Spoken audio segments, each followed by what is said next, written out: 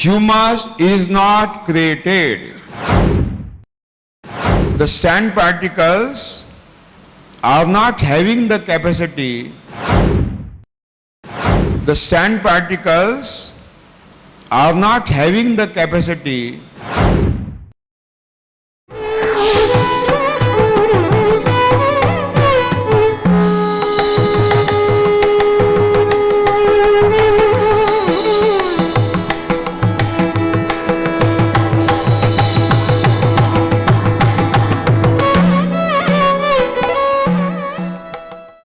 हमारी भूमि की फर्टिलिटी खत्म करने का और पर्यावरण का विनाश करने का।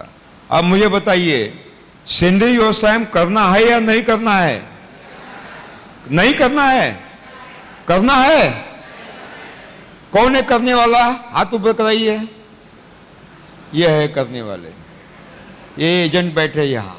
కాబట్టి ఈ సేంద్రియ వ్యవసాయం అనేది మన భూసారాన్ని, మన ప్రకృతి వనరులను కూడా, వాతావరణానికి కూడా ఎంతో హాని చేసేటువంటి విదేశీయులు పన్నిన కుట్ర. కాబట్టి మనం సేంద్రియ వ్యవసాయాన్ని అనుసరించాలా వద్దా అండి? అనుసరించకూడదు. పంచగవ్య, దశగవ్య and Agnihotra are not manufactured near the root zone, are manufactured in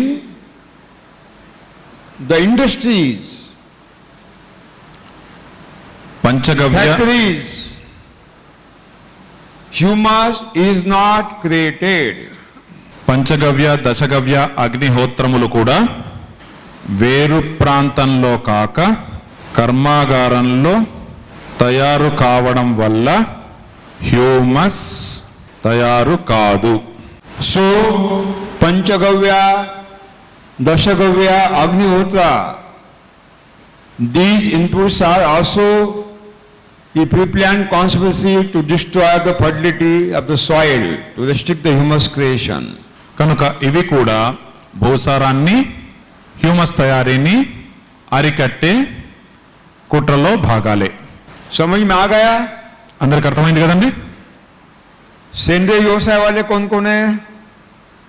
ఇక్కడ సేంద్రియ వ్యవసాయం అనుసరిస్తున్న వాళ్ళు ఎవరండి? రైతులు, एनजीओ वाले, डिपार्टमेंट वाले। अभी करना है क्या नहीं करना है? नहीं करना है ना, छोड़ देना है, ये पाप नहीं करना है, ठीक है। Humus is a live bioreactor. Humus ఒక సజీవ bioreactor in which some new matters are manufactured. Humus ఒక సజీవ బయోరియాక్టర్, అందులో కొన్ని కొత్త పదార్థాలు తయారవుతాయి. At the same time, simultaneously, some matters are decomposed. అదే సమయంలో కొన్ని పదార్థాలు విఘటనం చెందుతాయి. That means nirmiti or lay, creation and destruction are happened in the same time in the humus. అంటే సృష్టి లయలు రెండు ఒకేసారి జరుగుతాయి. Humus is not only the best source of the nutrient, but also it is the best source of the water also. Humus పోషకాలకే కాక నీటికి కూడా ముఖ్య ఆధారం. Humus is the sponge. क्या बोलते हैं आप sponge को? స్పాంజ్ అని అంటారా? Sponge. Sponge like elastic body in which maximum water is deposited. Humus వీలైనంత ఎక్కువ నీటిని పీల్చుకునే స్పాంజ్ వంటిది. Humus absorb maximum moisture from the atmosphere and deposit in the humus. ఇది వాతావరణం నుంచి వీలైనంత ఎక్కువ తేమను పీల్చుకుంటుంది.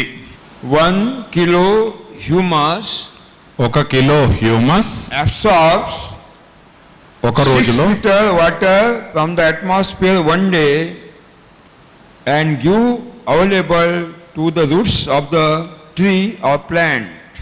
1 కిలో హ్యూమస్ ఒక రోజులో 6 లీటర్ల వరకు నీటిని పీల్చుకుని మొక్క లేదా చెట్టు యొక్క వేరుకు అందుబాటులో ఉంచుతుంది. వాతావరణం నుంచి ఒక రోజుకి 6 లీటర్ల నీటిని పీల్చుకుంటుంది. The sand particles are not having the capacity to absorb and conserve the atmospheric moisture. వాతావరణంలోని తేమను పీల్చుకుని నిల్వ చేసే సామర్థ్యం ఇసుక రేణువులకు లేదు. So in sandy soil, you have to give the irrigation regularly, continuously. అందుకే ఇసుక నేలల్లో సాగునీటిని క్రమం తప్పకుండా ఎప్పుడు లేదా నిరంతరం అందిస్తూ ఉండాలి. Because sandy soil is not having the water holding capacity. ఎందుకంటే ఇసుక నేలకు నీటిని నిలిపి ఉంచే సామర్థ్యం లేదు. But when you mulch the mulching on the sandy soil and give Jivamrutam, humus is created and deposited in between two sand particles. అయితే ఆచ్ఛాదన చేసే జీవామృతాన్ని అందిస్తే హ్యూమస్ తయారై హ్యూమస్ ఆ నీరు 2 ఇసుక కణాల మధ్య ఉండేలా చేస్తుంది. And this deposited humus in between two sand particles absorb the maximum moisture from the atmosphere and deposit into humus body, and then in sandy soil also you have to give irrigation after long period also, because water holding capacity is increased. ఈ humus ఇసుక రేణువుల మధ్య ఉండి నీటిని అందిస్తూ ఉంటుంది కాబట్టి ఇంతకుముందు నిరంతరం క్రమం తప్పకుండా ఇవ్వాల్సినటువంటి సాగునీటిని చాలా గ్యాప్స్ తర్వాత ఇచ్చినట్టు కూడా సరిపోతుంది. Humus is the heart of the mother soil. Humus నేల తల్లికి గుండె వంటిది. When heart fell, human is died. If humus is not existed in the soil, soil is died. Mrut. So for the liveliness of the soil, if you want to become prosperous the soil, it is very essential to create the humus in the soil. ఏ విధంగా అయితే గుండె ఆగిపోతే మనిషి జీవితం అంతమైపోతుందో అదే విధంగా humus లేకపోతే నేల తల్లి కూడా తనలోని ఆ జీవాన్ని కోల్పోతుంది. కాబట్టి నేల యొక్క సారాన్ని, దిగుబడి శక్తిని మనం కాపాడుకోవాలంటే ఈ హ్యూమస్ నేలలో నిరంతరం ఉండేలా జాగ్రత్త పడాలి. समझ में आ गया ह्यूमस? समझ में आ गया? అందరికీ హ్యూమస్ విషయం అర్థమైంది కదండి? జీవన ద్రవ్యం. तो फिर हमें रेसिड्यूज को जलाना नहीं है, सेंद्रीय व्यवसाय करना नहीं है, कुछ भी करना नहीं है, केवल रेसिड्यूज को मल्चिंग के लिए में लाना है. ठीक है? ठीक है. अभी खाना खाने के लिए रुकते हैं, फिर ह्यूमस और आगे बढ़ेगा. ह्यूमस समाप्त नहीं हुआ, और आगे ह्यूमस ही है. కొన్ని సూచనలు ఇస్తారు. Humus is constituted by so many elements. Humus ఎన్నో మూలకాలతో కూడి ఉంటుంది. But two elements are most important, having maximum quantity, అయితే రెండు మూలకాలు ఎక్కువ మోతాదు లో ఉండి అతి ముఖ్యమైనవి. that is organic carbon and organic nitrogen. అవి సేంద్రియ కర్బనం మరియు సేంద్రియ నత్రజని. Organic carbon means that carbon which is taken from the atmosphere by the leaves by means of photosynthesis. The leaves are the organ of the tree. కిరణజన్య సంయోగ క్రియ ద్వారా ఆకులు వాతావరణం నుంచి తీసుకునే కర్బనం సేంద్రియ కర్బనం. Organic means taken by the organ. Leaves are the organ of the tree. సేంద్రియము అంటే ఇంద్రియాలతో గ్రహించేది. ఆకులు మొక్కకు లేదా చెట్టుకు ఇంద్రియాలు. కాబట్టి ఆకులు ఏ కార్బన్ పదార్థాన్ని అయితే తీసుకుంటాయో అది సేంద్రియ కర్బనం. That means the coal is not useful for humus creation. कोयला नहीं चलेगा. అందుకే బొగ్గు అది కూడా కార్బన్ యొక్క రూపమైనప్పటికీ బొగ్గు హ్యూమస్ తయారీకి ఉపయోగపడదు.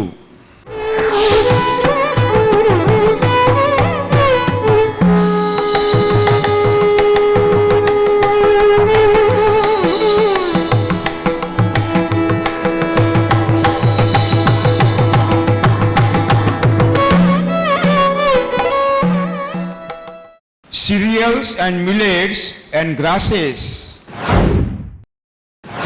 Residues of this crop should not be utilized. Fix the aerial nitrogen in the soil.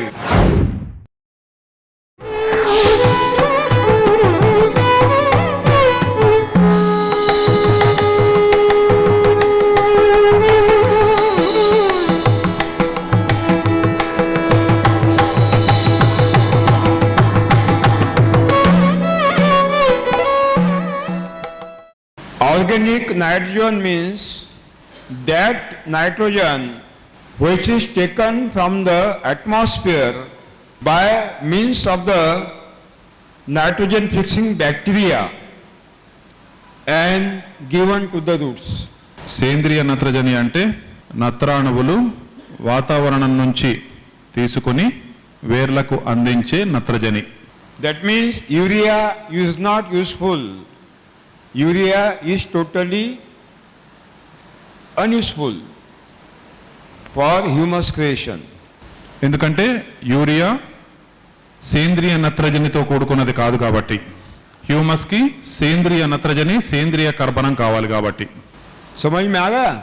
అర్థమైంది కదండి? Humus is having 60% organic carbon and 6% organic nitrogen. జీవన ద్రవ్యంలో 60% సేంద్రియ కర్బనం, 6% సేంద్రియ నత్రజని ఉంటాయి. That means the internal ratio in between carbon and nitrogen is 60:6. That means 10:1. అంటే carbon నైట్రోజన్ల అంతర్గత నిష్పత్తి లేదా నిష్పత్తి 10:1. 10:1 అంటే 10 వంతులు కార్బన్కి 1 వంతు నైట్రోజన్ 10:1. 60:6 means 10:1. 10:1. 10 వంతులకు 1 వంతు. That means 1 kg nitrogen combines with 10 kg carbon and humus is created. అంటే 1 కేజీ నత్రజని 10 కేజీల కార్బన్తో కలిస్తే హ్యూమస్ తయారవుతుంది. కార్బన్ నైట్రోజన్ల నిష్పత్తి 10:1. కాబట్టి 1 కేజీ నైట్రోజన్ 10 కేజీల కార్బన్ తోటి కలిస్తే హ్యూమస్ తయారవుతుంది. This internal proportion between carbon and nitrogen is called carbon-nitrogen ratio, CN ratio. ఈ అంతర్గత నిష్పత్తి ఏదైతే ఉన్నదో దీన్నే CN నిష్పత్తి అంటారు. कार्बन-नत्र गुणोत्तरा. కర్బన నత్రజని నిష్పత్తి. समझ में आया CN ratio? CN రేషియో అర్థమైంది కదండి. CN ratio. Which type of the residues of the crop is essential for humus creation? Humus తయారీకి ఎటువంటి పంటల యొక్క ఎటువంటి అవశేషాలు లేదా పంటల ఏ అవశేషాలు If we will utilize the residues of those crops which are belong to Gramini family, that means cereals and millets and grasses, humus తయారీకి ఉపయోగపడేవి గ్రామీణి కుటుంబానికి చెందినటువంటి పంటలు అంటే చిరుధాన్యాలు, ఆహార ధాన్యాల పంటలు అంటే వరి, గోధుమ, జొన్నలు, సజ్జలు, మొక్కజొన్న, రాగులు, sugarcane, చెరకు, గడ్డి జాతి, paddy, wheat, గోధుమ, jawar, జొన్నలు, bajra, సజ్జలు, maize, makkah, మొక్కజొన్న, sugarcane, చెరకు, fodder, grasses, గడ్డి, ragi, రాగులు, nauni, కొర్రలు, kodo, kutki, all cereals, all millets and grasses. అన్ని ఆహార ధాన్యాలు, అన్ని చిరుధాన్యాలు మరియు గడ్డి జాతి మొక్కలు ఇవన్నీ కూడా హ్యూమస్ తయారీకి ఉపయోగపడతాయి. If we will utilize the straw mulching of these residues of this crop and it will be decomposed, 80 kg carbon will be released, but only 1 kg nitrogen will be released. అంటే మనం ఈ పంటల యొక్క అవశేషాలని మనము ఆచ్ఛాదనగా ఉపయోగించినట్లయితే విఘటనం తర్వాత లేదా విచ్ఛిన్నం తర్వాత 80 కిలోల కార్బన్ ఉంటే కేవలం 1 కిలో నత్రజని మాత్రమే దానిలో ఉంటుంది. In these residues of these crops belong to Ramini family, carbon is 80 kg and nitrogen is only 1 kg. ఈ పంటల అవశేషాల్లో కర్బన పదార్థం 80 కేజీలు ఉంటే నత్రజని 1 కేజీ మాత్రమే ఉంటుంది. 1 kg nitrogen will combine how many? Only 10 kg carbon. 70 kg carbon will remain. కర్బన పదార్థం ఈ 1 కేజీ కార్బన్ మన హ్యూమస్ తయారీకి కావలసింది 10:1 నిష్పత్తి కాబట్టి 1 కేజీ కార్బన్ 1 కేజీ నైట్రోజన్ 10 కేజీల కార్బన్తో కలుస్తుంది కాబట్టి ఇంకా 70 కేజీల కార్బన్ మిగులుతుంది. If we want to convert this 70 kg carbon into humus, we want 7 kg additional nitrogen. ఈ 70 కేజీల కార్బన్ని కూడా హ్యూమస్గా మార్చాలంటే మనకు 7 కేజీల నత్రజని కావాలి. There is no 7 kg nitrogen there to combine with this 70 kg carbon. So as a result, this 70 kg carbon will emitted in the atmosphere. It will run away in the atmosphere. And as it is a greenhouse gas, global warming will be increased and climate will be changed. కానీ అక్కడ 7 కేజీల నత్రజని లేకపోతే ఈ 70 కేజీల carbon వాతావరణంలోకి విడుదలై అది హరితగృహ వాయువు కాబట్టి ఆక్సిజన్తో కలిసి కార్బన్ డయాక్సైడ్గా వాతావరణానికి హాని చేస్తుంది. Nitrogen fixing bacteria which are existed in the nodules on the pulses crop.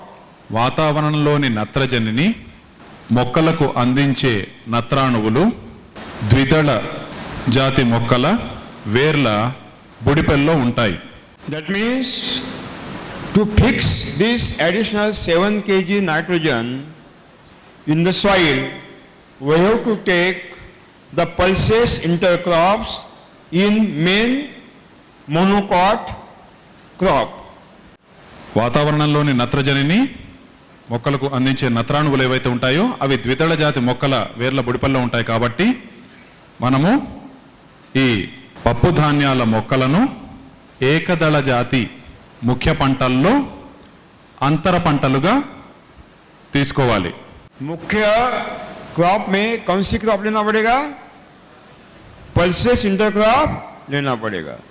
तो भूमि में हवा से नाइट्रोजन लेकर डिपॉजिट होगा और वो नाइट्रोजन ये जो उड़ कर जाने वाला भागने वाला कार्बन है उसके साथ उसका संयोग होगा और ह्यूमस की निर्मित होगी.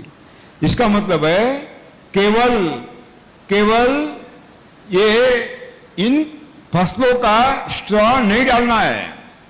केवल residues of this crop should not be utilised as a mulching. We have to take the intercrops of the pulses also simultaneously at the same time. అందుకనే ఇప్పుడు మనం గమనిస్తే కార్బన్ నత్రజని నిష్పత్తి 10:1గా ఉండాలి. కాబట్టి ఈ మొక్కల యొక్క అవశేషాల్లో 80:1గా ఉంటుంది. కాబట్టి ఆ 1 వంతు 10 వంతులతో కలిస్తే మిగిలిన 70 వంతుల కార్బన్ ఏదైతే ఉంటుందో అది వాతావరణంలో కలిస్తే ప్రమాదం. కాబట్టి ఈ 70 వంతుల కార్బన్ని కూడా హ్యూమస్ గా ఉపయోగించడానికి మనకి 7 వంతుల నత్రజని కావాలి. కాబట్టి ఈ వాతావరణంలోని నత్రజనిని తీసుకొని మొక్కలకి అందించే పని చేసేటువంటి నత్రాణువులు ద్విదళ జాతి మొక్కల వేర్లలో ఉంటాయి. కాబట్టి వీటిని ఈ మొక్కల్ని ఆచ్ఛాదనగా కప్పితే సరిపోదు. ఈ మొక్కల అవశేషాలని ఆచ్ఛాదనగా కప్పడంతో పాటు మనము ద్విదళ జాతి పంటని అంతర పంటగా తీసుకున్నట్లయితే అది ఆ 7 వంతుల నత్రజనిని కూడా అందించి ఈ 70 వంతుల కర్బన పదార్థంతో కలిసి అది కూడా హ్యూమస్ తయారయ్యే విధంగా తోడ్పడుతుంది. It is better to utilize the mixture of residues of these crops, monocot, 50% and 50% residues of the pulses crop. Mixture of these both, then carbon nitrogen ratio will be maintained. అయితే ఈ ఆచ్ఛాదన కోసం ఇవి ఏవైతే మనం ఇంతకుముందు చెప్పుకున్నామో వీటిని సగం తీసుకుని మిగిలిన సగం పప్పు ధాన్యాలకు చెందిన పంటల్ని ఆచ్ఛాదనగా తీసుకుంటే మంచిది. ఈ విధంగా ఉంటే ఆ కార్బన్ నైట్రోజన్ రేషియో ఏదో అది సమానంగా ఉంటుంది, కావలసిన మోతాదులో ఉంటుంది. The pods also exported and sold in internal market of India throughout the year. అవి కూడా దేశమంతా బాగా అమ్ముడుపోతూ ఉంటాయి. మునక్కాయలు కూడా Pomegranate, mango, papaya, banana, guava and all other orchard plants. Suppose these are the orchard trees. In between we have to take the trench or furrow to give the irrigation water.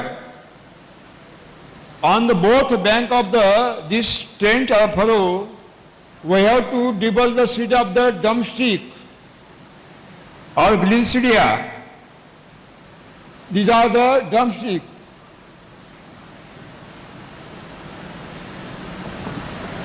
Or Glycidia.